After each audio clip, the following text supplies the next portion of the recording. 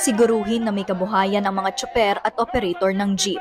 Ito ang panawagan ng grupong Manibela habang papalapit ang December 31 deadline para sa franchise consolidation sa ilalim ng Public Utility Vehicle Modernization Program. Sinimulan ng Manibela ang kanilang 3 araw na strike kanina. Sabi ng grupo, nasa 100,000 tsuper at operator ng jeep sa buong bansa ang sumali sa protesta. Pinangunahan ni Manibela Chairman Marvel Buena ang caravan mula UP Diliman patungong Menjola. Tumigil ang caravan sa opisina ng LTFRB para isigaw ang kanilang mga issue sa modernization program at para hamunin si Chairman Chofilo Guadiz. Chairman Guadiz, nandito kami sa harapan ng iyong tanggapan ngayon.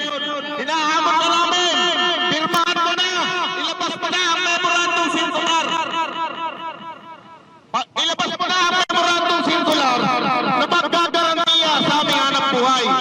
Ani Valbuena, kapag nagtuloy-tuloy ang modernization program, unti-unting mawawala ang mga traditional na jeep. Nangyayari ngayon, kailangan mong mag-consolidate para po after 6 months, simula na ang iyong pagmo-modernize. Simula na ito ng iyong pagka-phase out. The moment pa lang na isinurrender mo ang single franchise ownership mo, phase out ka na.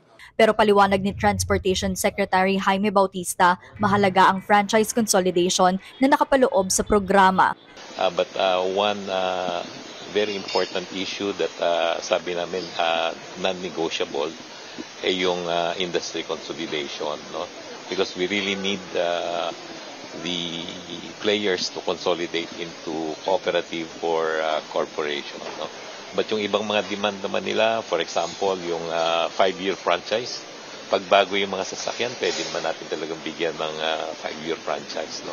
Tumapat ang unang araw ng protesta ng Manibela sa huling araw ng tigil pasada ng grupong Piston. Kaya ang ilang commuter matagal naghintay bago nakasakay.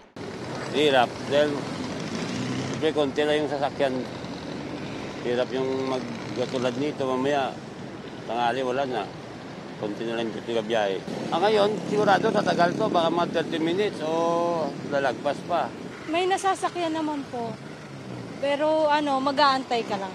Parehong nagsagawa ng programa ang Manibela at Piston sa Menjola. Sabi ng Barbosa Police Community Precinct, mapayapa naman ang naging programa ng dalawang grupo. Kami naman po dito, handa naman po kaming i-guide at samahan sila sa anumang gustuhin naman dito. Dito naman po sa Menjola, welcome naman po sila. Kahit po nga po araw-araw sila mag-rally, basta wala pong gulo, wala pong problema.